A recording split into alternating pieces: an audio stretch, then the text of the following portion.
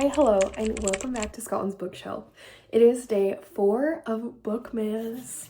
I'm genuinely surprised we made it this far. I know it's only day 4. But I have terrible follow through with things. So, I'm surprised we're here. Hopefully we keep this going. I'm actually filming a bunch of stuff today. I know it's not really how Vlogmas works, but that's just how this is going to happen for me to get it done. This is more like I want to get videos out for every day this year until Christmas, sorry. And then next year when we try Bookmas or other challenges like this, then I'll try to produce like higher quality stuff. But like the goal for me this year is just to get it out there. So with that being said, yesterday we reacted to 1-star reviews of my 5-star books from this year. And today we're going to do the opposite. We're going to react to 5-star reviews of books that I rated 1 star. Now, I titled this video that because it's a little bit more concise. But basically there's the books I just didn't like this year. Some of them I rated like 3 stars, which I would bump them down a little lower. I was a little too nice to some of these. Definitely will probably change my rating before the end of the year. Some of them are ones I DNF'd. So to me, a 1-star rating is I should have DNF'd. I actually have not rated any books 1 star this year. So I'm including DNFs, books I disliked, or apparently 3 stars. Because apparently I'm too nice and don't give books lower than 3 stars. I really need to fix that because... Anyway, we're just going to get right into it. The first book we're talking about, and this is like one of the first books I tried to read this year. Also, I've got them on my computer, so don't mind that I'm looking at my computer the whole time. The first one is Cleat Cute by Meryl Wilsner. I was so excited to read this book. It's on my 25 for 2025. I watched Ellen Catherine read it. I think she rated it like a 3-star. She said it wasn't her favorite, but she said she still enjoyed it. Lesbian soccer players sounded wonderful. I cringed so much within the first 50 pages of this book that I had to stop. Also, I decided that I was going to read less spice or stop reading spice.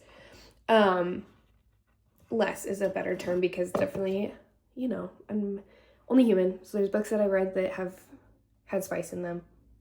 Anyway, that's a whole different conversation for a whole different time. But after being super cringed out, especially by the explicit sexual content that was already happening in the book, I was like, I'm done. So that is why I stopped reading. I DNF'd it at maybe 30% or something. Mostly because I didn't want to read spice, but also I just was so cringed out. So bear that in mind. If you loved this book, oh, I forgot to say this at the beginning. If you love any of these books and I am like degrading them, downgrading them, whatever, I'm talking bad about them, I'm not talking bad about you. I just didn't like the book. And that's just how like opinions are, right? That's what reading is. So if you don't like that, then go somewhere else. But if you do like that, I love you and thanks for hanging out. All right. Can confirm soccer lesbians delivered. Wow, Meryl Wilsner, I don't know, is going to get me to read a book about sports. I've read lots of books about sports that are better than this one. But that's okay. This one girl said, I'm not going to say the one word, but it's the TikTok sound like, wait, is this effing play about us? You know, I thought that was funny, actually. Very, very, very good. I love sports romances. I love these characters. I love lesbians. Okay. Good for you. This sounds like the perfect book for you. I think about Grace telling Phoebe she'll French braid her hair every day if she comes to practice early. Like every day, probably. That was a little bit confusing. Anyway, I'm so glad that you loved this. I did not get to that part in the book. So hopefully that's not the beginning, because then it means I didn't read nearly as much. Oh, there was autism representation, which is cool. Love that. I've just read better books with autism representation in it. This girl rated it 4.5 out of 5, but like 5 stars on Goodreads. I am a lesbian who played soccer. So this book played me like a fiddle. Okay, good for you. Oh, this one. Oh my gosh. All the reviews for this one were so long. So I'm only going to read a couple. November 9th by Colleen Hoover. I did not want to see her get with him at the end. What do you mean? The concept was kind of cool. terrible. I know that we're supposed to be able to like see his trauma and everything and be like, he's fine. He's good. They should be together. We all change and grow. I didn't like him. I don't think. Anyway, whatever. So I wanted to finish this tomorrow. It's in like 50 minutes, but it's still November 8th because it was really good and I couldn't put it down. Okay. Interesting. That was stunning. Perhaps my favorite Colleen Hoover novel yet. That was 10 years ago, so hopefully you've read more since then. This one, valid. Okay, valid, girl. I love November. I met my husband in November. I got married in November. My husband's birthday's in November. November has my favorite holiday. And she likes the number 9. Okay, cool. So you're a little biased. I will say, this one talks about how my air's about to kick on. Maybe that's all it's kicking on. Anyway, it's fine. The plot twist. Her stories are always original. Valid. Her characters are unique. That's something. And plot twists that throw you for a loop. I did not see the plot twist coming. You are correct. Interesting. Okay, we're going to move on from that one now. Accidentally Amy by Lynn Painter. For the record, Better Than the Movies was in my last video because I loved Better Than the Movies. I listened to Accidentally Amy. I actually listened to it last year, but I disliked it so much that I included it in this video anyway. So my apologies. My apologies. Anyway. It was too cringy for me. I really didn't like any of them. I just found it terrible. Anyway, but I also didn't like Happy Place by Emily Henry, and I read about the same time. So it could be something about my mood then. Who knows? Rom-com perfection. I've read better rom-coms. The banter, the chemistry, the story. I found a new favorite of mine. P.S. This cover is so pretty. The cover is cute. That's why I picked it. Don't judge a book based off its cover because it lies too. Lynn Painter is very quickly becoming a new favorite author of mine. Same. But not for this book. Oh, wait, nope. That was for November 9th. Colleen Hoover has pulled me out of my 4-month reading slump. What did you read before that? Anyway, I'm so sorry.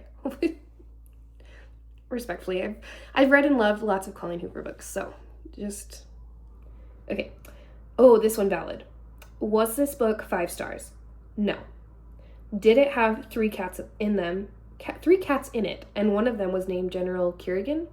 Yes, 5 stars. Interesting. Okay, so she reread it. Was this book originally released with just one POV? I'm assuming, because it says just as good as the original, if not better, with Blake's POV. So I read it with Blake's POV too. So I don't know how you liked it before.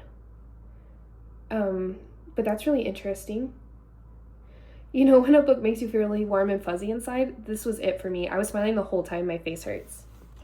I felt fuzzy inside, but not in a good way. But okay. I'm gonna have to put socks on because the air just turned on. Why is it blowing cold air? It's fine. Oh, this one. I'm just like going through the ones that I saved. So my apologies. Pen Pal by G.T. Jessinger. Within the first couple of pages, her husband is dead and she goes and hooks up with this random stranger that she met, and the whole time she's comparing the new guy to her husband.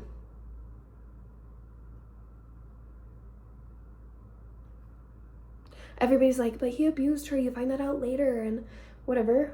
I'm sorry, it was just too weird for me. It was just too weird for me. I don't feel like anything good can come from that relationship, whether he abused her or not. Like, okay, maybe it's a good thing that she's not with him anymore, whether that's because he died or he moved on or whatever. It just was weird. I couldn't do it. And again, this one has a lot of spice. And I was reading it for a book club. So I wasn't going to post anything about it or anything. Like, I didn't review it because I DNF'd it and, like, whatever. But this one's included in here because I was, like, anyway, I strongly disliked it and immediately stopped. Everybody says the plot twist is huge, so if you like smut and whatever this is, look at the trigger warnings and then decide if you want to read it. But if you want to and you loved it, good for you. I relate to this review. It says, and this is a 5-star review, yeah, I need therapy. Same, but I need it because I started this book. I am speechless. Also, same. I love these types of books. Do not read reviews. Go in blind. This book will rock your world. It did rock my world. Not in a way that I wanted it to. Genre erotic thriller is accurate. What? Anyway, that's all for those ones. The rest of them were very long,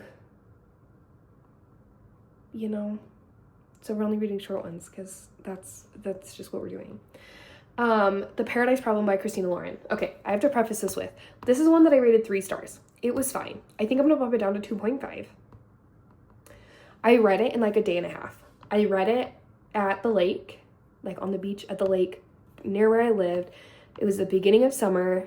It was like the perfect summery vibes. The cover's super cute. I went and got myself a smoothie and a little sandwich, and then went up to the lake and read and drank my smoothie and tanned. Okay, so it was like a blast.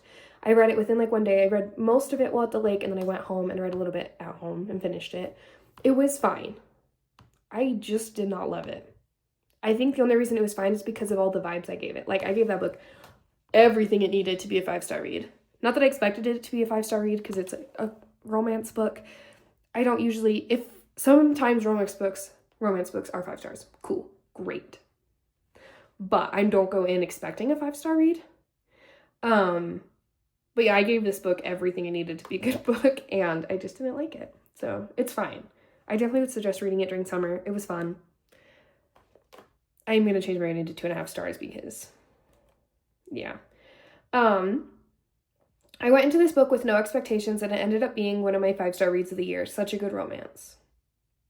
What other books did you read this year? Is my question. I also went in with no expectations besides wanting a summer read, and like, it was fine. It was fine.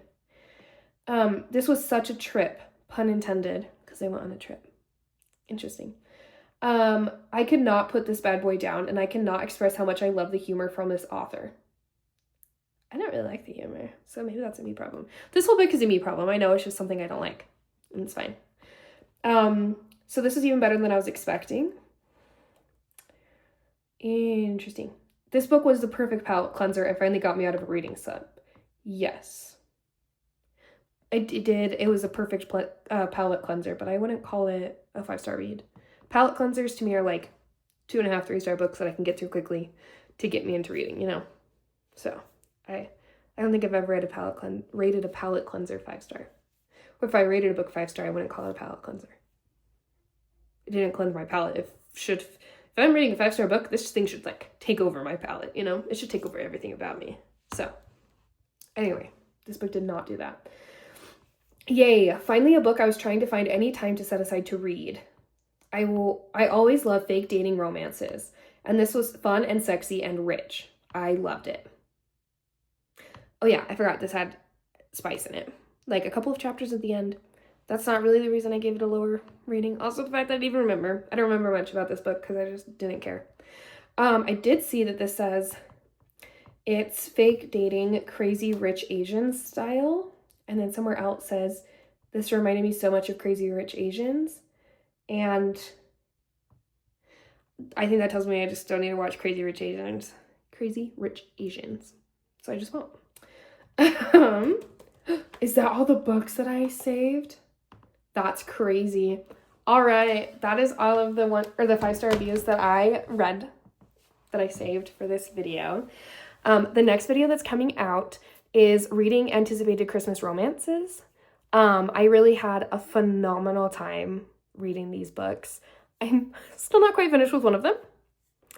So, anyway, that one, I'm not finished with that one yet. Also, I was told it didn't have spice in it, but I'm a little worried. But anyway, that video will come out tomorrow, so if you want to see me read that book and other books that I was really excited to read for Christmas this year, make sure you check that out. Make sure you're subscribing, liking, all the things. I'd love to have you around. Like I said, this Bookmas is about me just putting out as much content about books that I can, and then hopefully through that, finding like my groove in creating content. I've got some big plans for the upcoming year, and I'm so excited to get into that. And so I'd love for you to stick around and hang out. If you're not following me on my other channels, make sure you go do that. I've got TikTok, Instagram, and YouTube, and Facebook. I forget about that sometimes. So all my handles are the same. So if you want to go check out any of those channels, I do post most consistently on TikTok. But yeah, basically that is it. So hopefully you enjoyed this video today, and I will see you guys tomorrow for another one. Happy Bookmas!